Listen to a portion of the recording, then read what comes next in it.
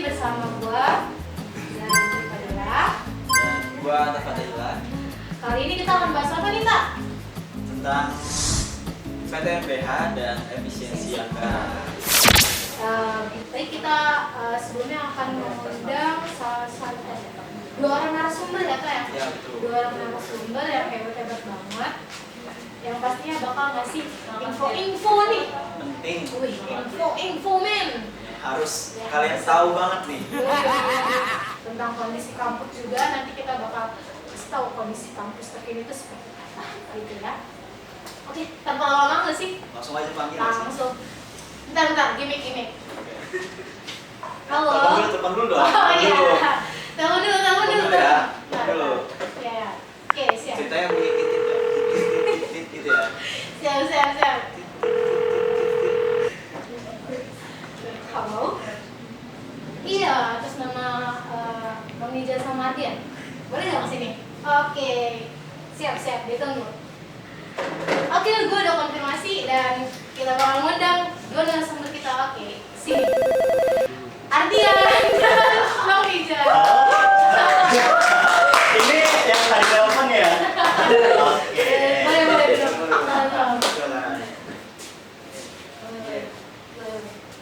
Duduk aja nih. Kok bajunya sama sih? Wah, putih juga nih. Waduh. Wah. Tidak Buang. sendiri. Tidak Wah. baca grup dia berarti. Nggak baca DC.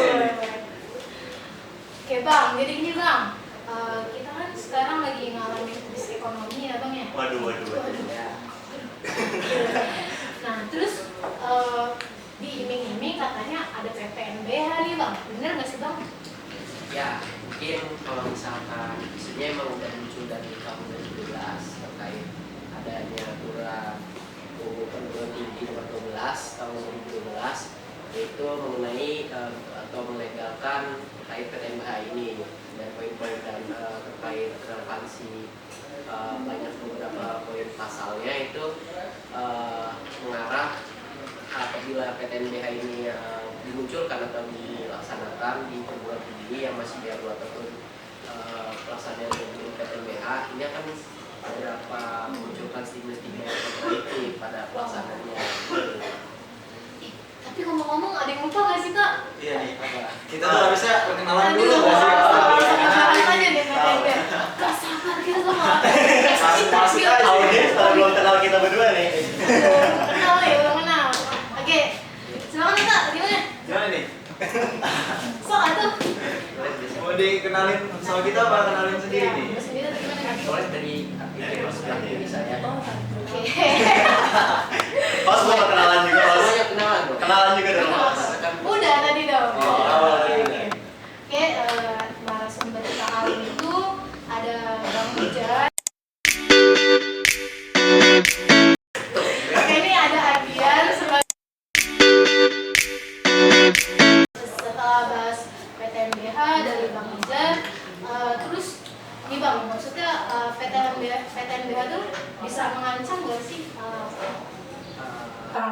Mungkin karena PTNBH ini adalah proses mekanisme perguruan tinggi terbaru dalam aturan yang dibentuk pada tahun 2012 mungkin banyak beberapa dampak yang memang nantinya sekarang aja juga sudah pernah dilaksanakan beberapa yang mengawali khususnya dari kita sudah pada UGTS ini terkait salah satunya itu verifikasi privat terkait informasinya mengenai transparansi keuangan dan bagaimana pelaksanaan dan dampak melebarnya atau khususnya general itu khususnya keseluruhan mahasiswa itu kenaikan UKT yang dimana karena PTNBH ini secara otonomi tidak menggunakan keuangan negara lagi tetapi dia punya akses untuk komersialisasi terkait bagaimana dia menskemakan untuk pendapatan modal dia dalam perguruan tinggi itu dapat di situ. Jadi kenapa Ogirta per hari ini punya klinik Ogirta, terus kenapa memiliki terkait bisnis air minum yaitu UBIS. Nah itu salah satu langkah menuju transisinya PTNBH atau bisnis itu. Kalau di FIP sendiri udah ada ini bang, bengkel vokasi. Bengkel. Itu jurusan vokasi teknik pendidikan vokasi teknik mesin yang juga salah satu sarana ya buat Iya, betul. menuju kita PTNBH dan BH. Berarti kalau Untirta sendiri tuh udah masuk ke ranah PTNBH atau masih belum? Oh, kalau buat per hari ini kita sendiri belum, karena masih ingin gagas secara penuh. Karena kan PTNBH ini jika udah dianggap PTNBH tidak bisa menggunakan uang negara. Jadi ibaratnya mah udah punya otonomi keuangannya sendiri lah dalam hal perguruan tinggi ini. Jadi dalam skema keuangan dia tuh harus dalam keuangan ini dia harus dapat modal yang benar-benar utuh untuk menyanggupi berjalannya perguruan tinggi ini, misalkan menggaji terkait dosen, terkait membangun fasilitas dan menjalankan terkait fasilitas yang memang dimodalkan terkait salah satunya tadi uang bengkel vokasi dan terkait air mineral yang memang menjadikan industrialisasi yang dibentuk oleh kampus yang dimana nantinya jadi penunjang secara keuangan pendidikan kampus itu tersebut. Gitu. Berarti kalau misalkan nantinya kita itu bakal jadi PTNBH, apa ngaruh gitu ke UKT gitu? Apa bakalan naik gitu atau gimana gitu? Boleh tuh, boleh.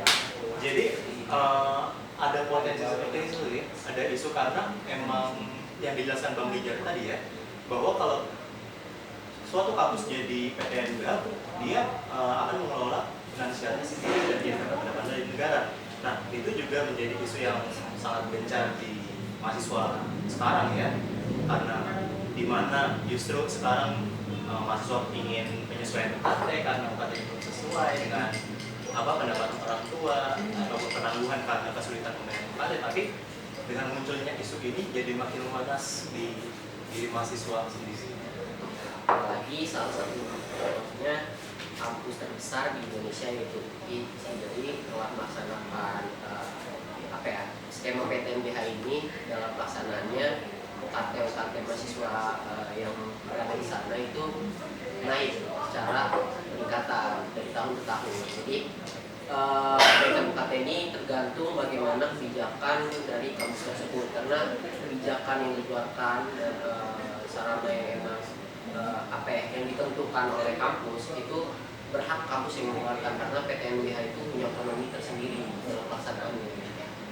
Nah, karena kita kan udah misalnya udah bayar mahal-mahal nih, kan? Terus prospek kerja itu bakal dijamin nggak sih sama kampus sendiri gitu Bang? Kalau misalkan untuk prospek seharusnya ya, karena kan salah satunya kenapa ada secara otonomi keuangan juga tidak punya sendiri, terus menggait gimana membangun secara industrialisasi, salah satunya bengkel vokasi, terus pembangunan industrialisasi air mineral khususnya kayak industri tersebut, dan penunjang industrialisasi yang lainnya sebagai penopang mitra kerja yang memang ntar dibangun. Akan tapi kan secara mitra kerja yang ranahnya karena jurusan yang sosum yang rata-rata emang skema yang dilanggengkan ini kebanyakan itu lebih ke aspek-aspek industri ya. Nah ini harusnya diperhatikan. Jadi langkah konkret untuk kedepannya bagaimana mengenai PTNBH ini lebih ke arah konkret transparansinya, karena mengingat UKT yang emang dibangun peningkatannya ini akan berdampak pada mahasiswa menengah ke bawah, dan juga beberapa beasiswa yang memang sekiranya sudah terbuka sebelumnya ini akan menyisir karena kebijakan kampus itu udah menjadi otonomi sendiri gitu, tidak dibebankan pada negara lagi. Seperti itu. Kalau saya baca-baca ya Bang ya, kan PTNBH itu ngebuat UKT naik kan. Nah, berarti harganya juga sama kayak swasta dong kalau otomatis. Dan kalau begitu apa bedanya gitu kan antara PTN sama swasta gitu ya? Kalau misalnya sama-sama ini dulunya UKT-nya naik gitu. Yang tanda kutip mahal lah ya. Iya lah, mahal. Tapi tanggapan dari JJ gimana tuh kalau misalnya mengenai perspektif JJ sendiri lah? Kalau dari saya sendiri ya, kan PTNBH itu negara tuh ngasih kuasa ya untuk mahasiswa untuk kampus untuk menarik sebanyak-banyaknya mahasiswa. Nah, terus nanti bakal ada kecil kemungkinan orang yang masuk ke swasta ya orang bakal mikir, nah apa beda sama swasta? Kalau gitu saya mending swasta. Kalaupun swastanya itu misalkan kayak yang udah perguruan tinggi yang benar-benar tinggi gitu tuh, yang bagus ya. Ya, benar-benar tinggi. Waduh, nggak benar perguruan tinggi yang benar-benar terkenal dan itu menjamin koneksinya banyak, ya kenapa saya nggak milih swasta? Kalau gitu, ya baratnya. Nah terus dari jurusan sendiri tuh kan kadang mahasiswa bingung kan mengenai UKT gitu, untuk bandingnya gimana gitu tuh, ada alurnya nggak sih? Oke, jadi kalau untuk banding ya kita kenal dengan istilah penyesuaian kalau di Untirta. Jadi kalau khususnya ini kan podcast pendidikan sosiologi ya. Di sosiologi itu sementara UKT ada 5 golongan. 5. Bukan Islam. Ada 5 golongan UKT di pendidikan sosiologi Untirta.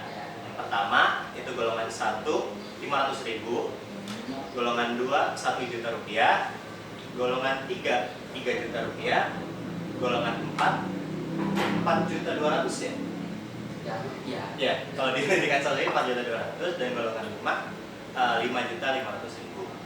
Nah, jika dirasa UKT yang diterima mahasiswa itu terlalu besar atau terlalu memberatkan, tidak sesuai dengan kapasitas, mohon maaf mungkin orang tuanya, tidak sesuai dengan pekerjaannya ataupun gaya hidup keluarganya tersebut, bisa melakukan penyesuaian. Kebetulan di semester ini ya, di hari kita syuting ini tanggal 23 Juni sedang dibuka penyesuaian untuk semester ganjil 2025-2026 sampai tanggal 26 Juni nanti. Nah, golongannya apa aja sih orang-orang yang pengen penyesuaian nih, syarat-syaratnya? Mungkin saya bacain aja ya. Boleh. Supaya tidak terjadi misinformasi. Boleh juga. Iya. Kalau golongan nggak jadi deh. Golongan orang-orang beriman atau apa? Iya, Golongan darah. Oke, jadi yang bisa melakukan penyesuaian UKT itu adalah mahasiswa yang pertama, mahasiswa semester 9 ke atas atau semester 7 ke atas untuk D3. Itu bisa melakukan penyesuaian UKT 50%. Jadi UKT-nya dipotong 50%. Lalu yang kedua adalah penyesuaian UKT kelompok yatim dan yatim piatu. Jadi jika ada musibah pada keluarganya dan jadi yatim atau yatim piatu, itu bisa melakukan penyesuaian pada UKT. Lalu ada penyesuaian UKT untuk orang tua yang terkena PHK, pensiun atau sakit permanen. Itu bisa melakukan penyesuaian UKT juga. Nah, untuk syarat-syaratnya bisa dibuka aja buat teman-teman di website registrasi Untirta. Jadi dimunculin kan? Twing. Munculin. Terus gini nih Bang, semisal dia semester 1 nggak banding UKT, misalkan dia golongan 3, tadi golongan 3 berapa? 3 juta. 3 juta. Namun di tengah jalan dia itu tiba-tiba bapaknya kena PHK, itu bisa nggak langsung banding? Semisal semester 2 atau semester 3, apa ada syarat tertentu tuh? Untuk penyesuaian ini bisa dilakukan kalau maba belum bisa ya. Oh, belum bisa. Oh, belum bisa guys. Nanti nungguin semester 3 ya? Iya. Nah, penyesuaian itu bisa dilakukan mulai dari semester 3. Berarti tahun kedua kita kuliah nih. Nah, itu juga dibuka periodenya terbatas. Jadi biasanya kalau untuk semester ganjil itu di bulan Juni ini, dan semester genap nanti dibuka di sekitaran bulan November, seperti itu. Jadi dipantengin aja ya buat informasi-informasi soal penyesuaian. Mungkin teman-teman karena semester ini udah lewat ya. Mungkin kalau di-upload udah lewat buat semester ganjil. Nanti semester genap di bulan November kira-kira. November guys, November. Berarti kalau ada nggak sih dampak keterlibatan antara efisiensi anggaran dengan PTNBH sebenarnya? Kelibatan. Iya. Khususnya kalau misalkan kayak efisiensi ya. Efisiensi ini kan per hari ini kan emang di tahun 2022 di mana yang dikeluarkannya Impres nomor 1 tahun 2025 mengenai efisiensi anggaran ini, apalagi ranahnya ke pendidikan, terus terkait kesehatan dan yang lainnya, terkait operasional ya, mengenai ranahnya kebijakan yang memang benar-benar langsung ranahnya ke masyarakat. Jadi dosen, masyarakat emang harusnya mempunyai akses kesehatan yang lebih lanjut ke ranah yang sana, itu tidak bisa karena terkait efisiensi itu berdampak. Nah, salah satunya juga efisiensi anggaran juga kan ranahnya pada kampus mengenai terkait efisiensi anggaran normal. Apalagi efisiensi ini juga berdampak, ada timbulan isu terkait efisiensi ini juga. Salah satunya itu sebagai batu loncatan terkait isunya munculnya PTNBH kembali. Ini terkait munculnya kenaikan UKT, karena kenaikan UKT juga mengenai kenaikan ya, ini hal yang emang ditakuti oleh mahasiswa kalangan menengah ke bawah, karena mereka yang emang orang-orang yang orang tuanya bekerja sebagai petani, guru dan yang lainnya, tidak mempunyai ranahnya emang secara kerja yang benar-benar normal pada umumnya, yang emang keluarganya punya gitu ya, stabil finansial, itu relatif jarang gitu. Jadi seharusnya untuk kenaikan UKT juga, khususnya kalau misalkan jika jadi PTNBH ini, kampus ini harus melihat dan memandang bahwasanya kampus negeri itu sebagai kampus yang memang mewadahi kaum menengah ke bawah. Jadi tidak harus lebih mementingkan secara keuangan, benar-benar ingin membangun kampus yang benar-benar besar gitu. Oke nih, jadi mau minta pendapat dari kalian. Semisal UKT dinaikin, terus apakah itu bakal efektif dan efisien? Kan otomatis banyak dong mahasiswa yang dirampok yang diterima. Jadi soal penerimaan mahasiswa ya. Nah, iya, isunya juga di pendidikan sosiologi tiap tahun nih lagi gencar-gencarnya bertambah nih mahasiswanya tiap angkatan. Dimulai dari angkatan 23 ya. 2023 saya dan DJ itu ada 2 kelas. 2 kelas. Lalu di angkatan ATA 2024 itu ada 3 kelas. Naik Nah, isunya di angkatan 2025 ini akan menerima 4 kelas mahasiswa baru. Jadi mahasiswa pendidikan sosiologi makin bertambah banyak nih. Nah, kalau untuk harapan saya sih ya, terkait isu yang dibahas dari tadi dan juga adanya isu baru nih nambah mahasiswa, harapan saya juga harus sejalan aja sih dengan fasilitas yang kita terima sebagai mahasiswa seperti itu. Otomatis kalau nambah kelas harus nambah fasilitas juga kan, kelas diperbanyak harusnya seperti itu. TV kabel. HDMI itu susah banget. Suka error ya di Iya. kualitas yang didapat. Dari Om Ija sendiri, kalau misalkan pengen dibahas, mungkin lebih aspeknya tuh tuntutan bukan saran. Jadi karena maunya kalau misalkan saran itu nggak ada emang kelanjutannya. Karena kalau tuntutan itu pasti ada kelanjutan yang memang ingin disampaikan. Kalau tuntutan dari saya itu yang pertama itu menolak terkait adanya model atau skema PTNBH, di mana ini jadi ajang liberalisasi pendidikan.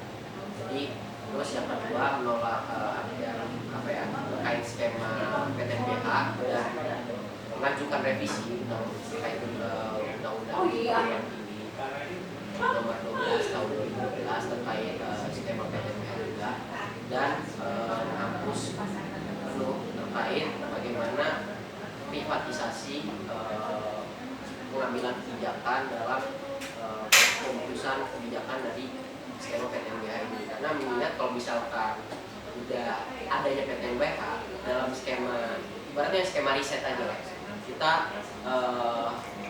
kalau misalkan sekarang kan komersialisasi pendidikan, dan sekarang ada lagi komersialisasi pengetahuan, yang dimana PTNBH ini bisa jadi ajang untuk memenuhi pasar modal yang dimana salah satunya tadi contohnya membentuk bengkel vokasi, terus membentuk industrial yang memang harus memenuhi, di mana pemenuhan kelemahan modal di sekitar kita apa. Nah, terkait riset dan penelitian yang emang biasanya dilakukan secara intelektual dan akademis itu udah mulai tergerus dari kultur yang ada sebelumnya. Jadi hal-hal yang memang secara kampus nih ingin menjadi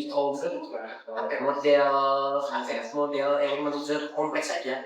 Jadi ibaratnya kalau misalkan rektor itu dianggap CEO, terus direksi-direksinya itu mungkin warek-warek ataupun jajarannya, dan bawahannya itu seperti yang memang komoditas yang bisa dikatakan sebagai pegawai-pegawainya. Jadi skema STNBH yang mengarahnya ke arah sana. Jadi kenapa yang menentukan tadi adanya skema-skema ada pembentukan industrialisasi itu ya sudah jelas gitu terpampang. Salah satunya juga tentu kita itu akan menjadi ajang komersialisasi pengetahuan. Berarti kalau dari Bang Injar sama Bang Ardian itu berarti kalau PTNBH ada di kita dengan tadi penjelasan yang lumayan cukup udah Kalau terjawab dari saya disimpulkan pendapat saya tadi ya sudah jelas, mungkin saya tidak setuju benar dijadikannya kita sebagai PTNBH. Bagus kualitas dulu ya Pak. Iya. apa punya pengalaman nih kayak sisanya bayar UKT, misalnya Kebetulan kalau saya kan di sini periode ini ya sebagai kepala divisi advokasi di sosiologi di Maniksio. Nah, jadi saya juga sering mendapatkan keluhan dari mahasiswa-mahasiswa terkait ada yang kesulitan membayar UKT seperti itu. Nah, tapi kampus memberikan solusinya itu ya hanya dengan dua jalan tadi yang sudah dijelaskan di awal, yaitu penyesuaian dan juga penangguhan, yang itu periodenya dibukanya di masa depan. Jadi sebagai divisi advokat itu harus gencar-gencarnya menaiki informasi itu loh, biar mahasiswa-mahasiswa tetap mendapat informasi yang diterima. kalau buat beasiswa sendiri gitu untuk orang yang mungkin keluarganya menengah bawah gitu ekonominya ada nggak? Iya. Kalau untuk beasiswa bisa sih. Pastinya itu juga salah satu jalan keluar untuk permasalahan kesulitan membayar UKT ini. Nah, untuk beasiswa sendiri di Untirta ada banyak ya. Saya rasa ada KIPKA, lalu ada apa lagi? Pertamina, Bank Indonesia, Jarum, dan lain-lain. Nah, itu banyak informasinya di media sosial yang ada. Kalau pengalaman dari Bang Ijar sendiri itu yang tadi penambah itu ada nggak kira-kira? Kalau misalkan saya juga pernah jadi ketua salah satu divisi advokasi Senior saya pastinya. advokasi dan teknik advokasi di Untirta hingga sekarang juga menjadi salah satu DTM Untirta. Secara perjalanan dari dulu memang terkait yang mengikuti penyesuaian penangguhan, khususnya terkait penyesuaian 50% yang di mana pada saat itu kolektif berkas anak-anak advokasi yang memegang, jadi keterlibatan bagaimana terkait pengadvokasian dan kesejahteraan mahasiswa terkait pemberkasan dan pendampingan khusus terkait penyesuaian ini ada bahwasanya divisi yang memang benar-benar dianggap di himpunan ataupun BEM itu terkait pengadvokasi ini mungkin secara penyelenggaraan mereka nggak punya program khusus terkait pengadvokasi yang benar-benar konkret yang mengeluarkan dana dan lain-lain. Akan tapi advokasi ini penting mengenai bagaimana pendamping mahasiswa yang benar-benar bisa menyampaikan secara utuh, karena mereka mengalami bagaimana teknis dan pelaksanaannya untuk bagaimana nantinya menyampaikan terkait keresahan atau untuk penyelarasan yang dibutuhkan itu seperti apa, kurang lebih seperti itu. Itu dari pengalaman kalian nih berdua, itu ada yang sukses atau ada yang enggak sih ketika melakukan perbandingan UKT banding UKT gitu? Iya. Dari pengalaman. kalau untuk sukses atau enggak nih maksudnya berhasil ya. Ya berhasil. Iya. Rata-rata sih kalau emang berkas yang diajukan lalu survei yang dilakukan itu sesuai ya dengan apa yang diajukan oleh mahasiswa itu sendiri, pasti berhasil. Rata-rata pasti berhasil. Jarang sekali kalau dari saya mendengar penyesuaian UKT itu nggak bisa kecuali emang berkas ataupun survei yang dilakukan itu tidak sesuai, seperti itu. Jadi juga harus jujur ya kalau pengen penyesuaian. Jangan bohong. Jangan Jujur pakar UKT. Kalau dari Bang Ida tuh? Kalau misalkan dari itu sendiri mungkin terkait ini ya, apa kegagalan yang kalau misalkan misalnya menangguhan ini gagal. Kalau misalkan dirasa ya sama tadi, karena kalau misalkan emang gagal itu pasti ada pembatasan yang emang secara administratif ada yang kurang ataupun ada yang cacat. Kalau misalkan dalam secara perjalanannya apapun bahwasanya bisa jika awal-awal itu ada banding terkait apa ya UKT-nya itu emang tidak nasional terkait dengan kerjaan orang tua pada orang tua itu guru atau petani, tiba-tiba UKT-nya itu UKT 5 itu kan yang emang secara apa ya sosialisasi yang di tingkat sekolah ataupun yang dia pengen masuk dalam ranah perguruan itu tidak didampingi dengan secara khusus. Biasanya itu kan secara mandiri yang emang UKT-nya benar-benar ingin apa ya di bangku perkuliahan aja pada orang-orang, tapi kan secara pendampingan ini yang jarang dari kawan-kawan apa ya yang kawan-kawan stakeholder yang istilahnya dari kelurahan, desa maupun aparatur yang memang apa yang berkaitan dengan perjalanan perkuliahan ini harusnya benar-benar didampingi.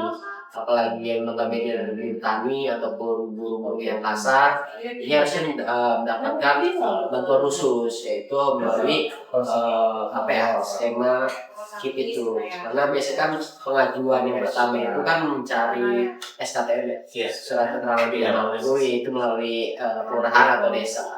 Dan itu yang bisa didampingi oleh bagian stakeholder tersebut untuk pendampingan melalui itu. Kalau buat tips sendiri itu ada maksimal orang yang dapat gitu.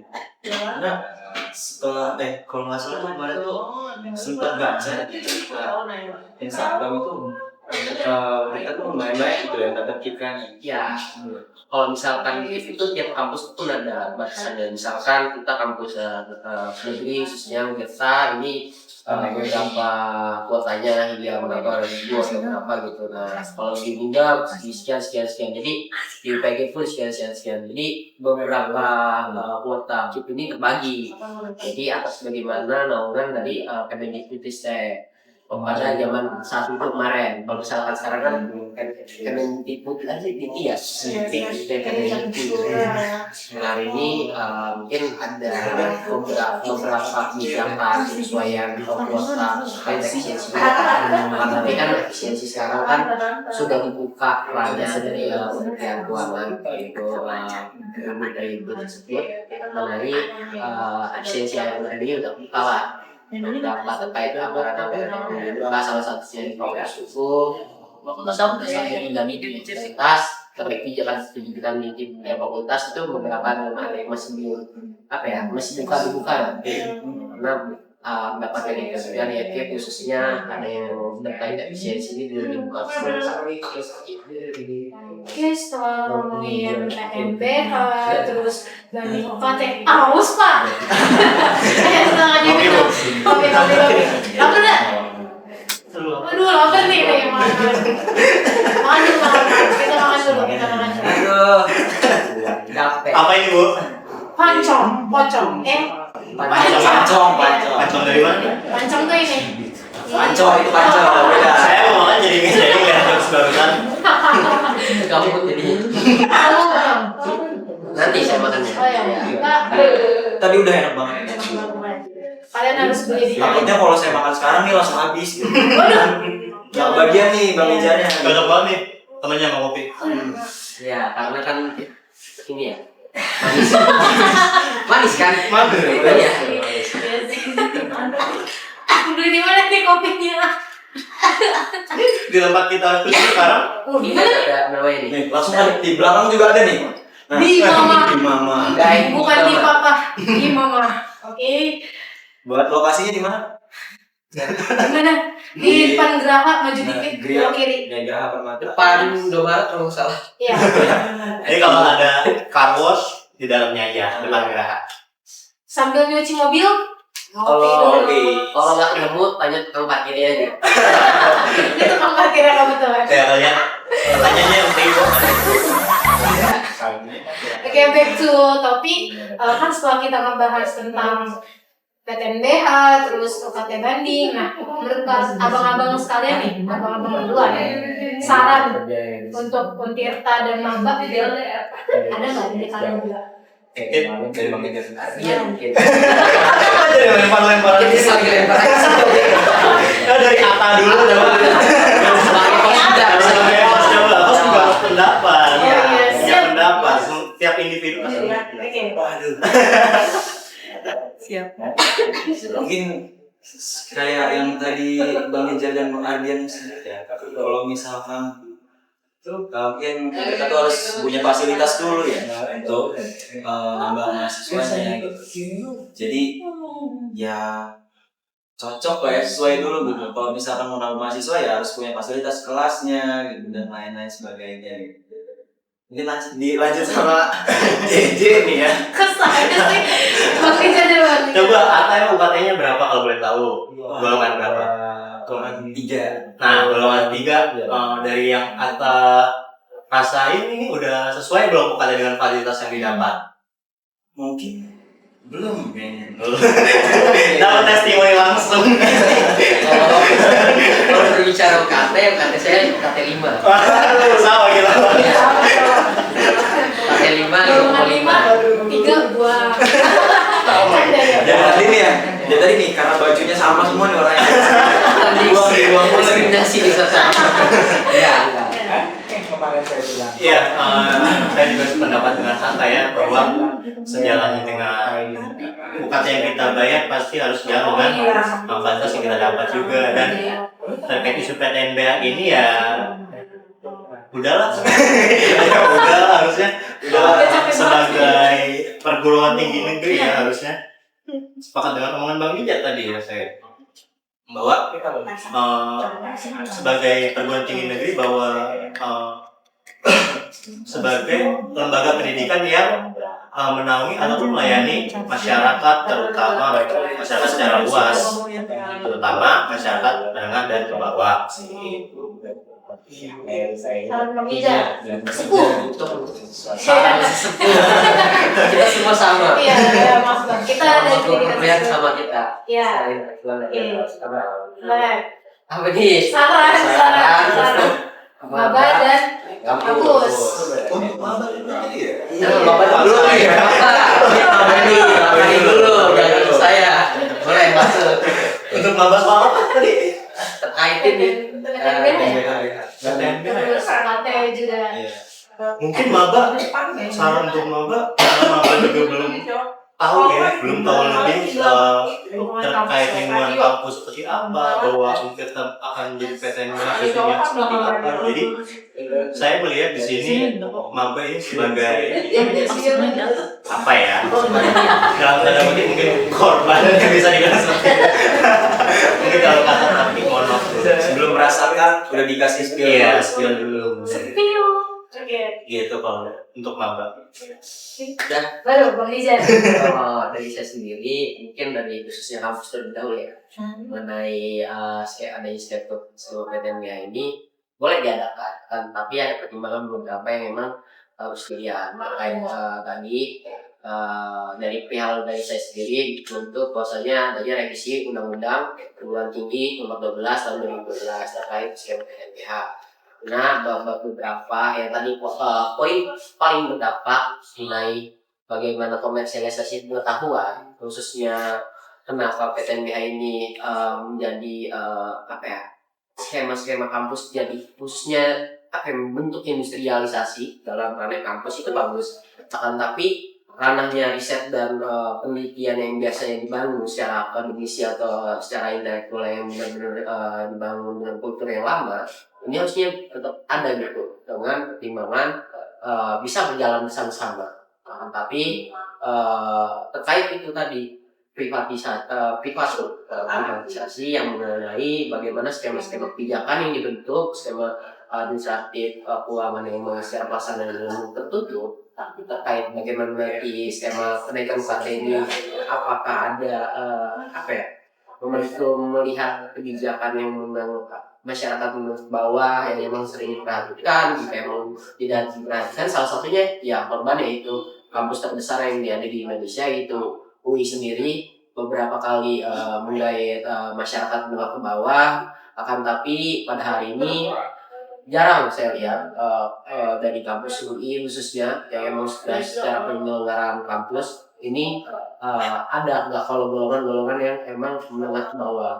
Karena mengingat kalau misalkan secara pelaksanaan di khususnya di Banten, apalagi Banten indeks pengangguran itu cukup tinggi di skala nasional, ini akan mengakibatkan tidak adanya pemerataan skala pendidikan di ranahnya provinsi Banten, itu khususnya di Banten kampus. Kalau misalkan untuk mahasiswa kepada baru mungkin lebih banyak terkait membaca ataupun perspektif saya sendiri mungkin lebih banyak cari tahu terkait bagaimana dinamika kampus dan persoalan kampus dan hal-hal yang memang kalian pengen tahu terkait bagaimana administratif kampus, terkait penyesuaian tadi, penangguhan UKT, dan terkait pembentukan surat akhir kuliah itu bagaimana. Nah itu kalian harus bisa menelisik lebih lanjut terkait hal itu, dan banyaklah baca dan banyaklah melihat terkait bagaimana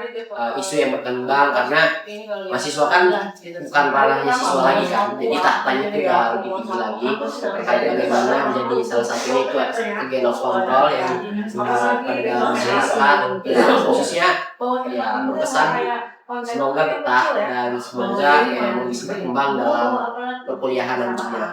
Terusnya dalam ini podcast mahasiswa pendidikan sosiologi ya mungkin dari mahasiswa pendidikan sosiologi seperti itu. Jadi poin yang bisa disimpulkan bahwa PTNBH itu kadang bisa jadi efektif jika emang sejalan fasilitasnya, tapi juga kadang nggak bisa efektif jika apa yang diberikan oleh kampus tidak sesuai dengan apa yang diberikan oleh mahasiswa UKT. Nah, sehingga UKT itu perlu semisal kalian tidak mampu, maka adanya banding gitu, bandingnya lewat HMJ jurusan gitu. Setiap jurusan itu pasti ada HMJ-nya, ada divisi advokasinya. Jadi bagi kalian yang merasa sulit gitu untuk membayar UKT, kalian jangan takut untuk banding UKT, dicoba aja dulu gitu. Siapa tahu berhasil kan? Kayaknya tadi juga pasti berhasil ya. Kemungkinan besarnya. Iya, besar berhasil dengan catatan bahwa berkas yang diberikan sesuai dan tidak cacat. Yang penting jujur gak nih? Ini jujur pangkal UKT. jujur pangkal berhasil. Iya, jadi kalau untuk penyesuaian ataupun kendala apapun itu bahkan non akademis juga bisa aja dihubungi divisi advokasi. Calling aja kalau divisi advokasi bagi yang di pendidikan sosiologi ya di divisi advokasi Madiksio. Kalau yang di jurusan lain ya di himpunan mahasiswa masing-masing. Oke, cukup sekian kali ya. udah paling akhir banget nih acaranya. Pentok gitu loh akhirnya. Oke, mungkin kita bakal nyanyi bersama dulu.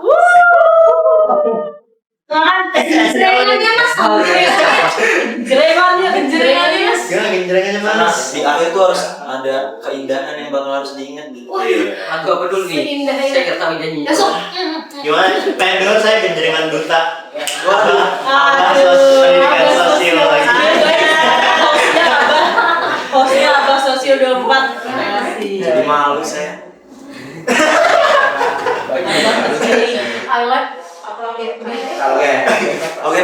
lagu apa nih? Biar kita sama-sama tahu lagunya. Oke, sama kita ngikut aja lah. Ikut aja nih. Katanya langsung bibir. Sum pipi dong, pipi. Oh, gitu. Sum, kalau biar gimana? Marah. Pipi. Langsung Oke. pipi. Gimana sih liriknya? Gak tau nih, nyari dulu liriknya. Boleh. Oke. Kasih Genjreng. Loh. Saking buru-burunya nggak sabar gitu ya. Nah, yo. Kalau saya bilang itu apa?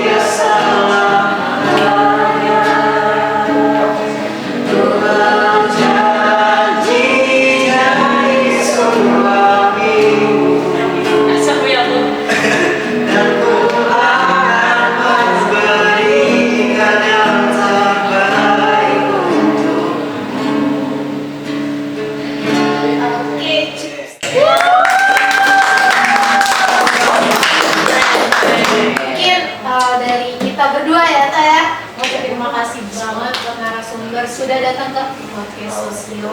Jauh-jauh nih ya. Jauh-jauh dari Ciulan. Hujan, lagi di luar. Habis uas. Kalau saya sih gak puas sih ya. Buat Bang Ardian selamat untuk menjalani hari kemudiannya.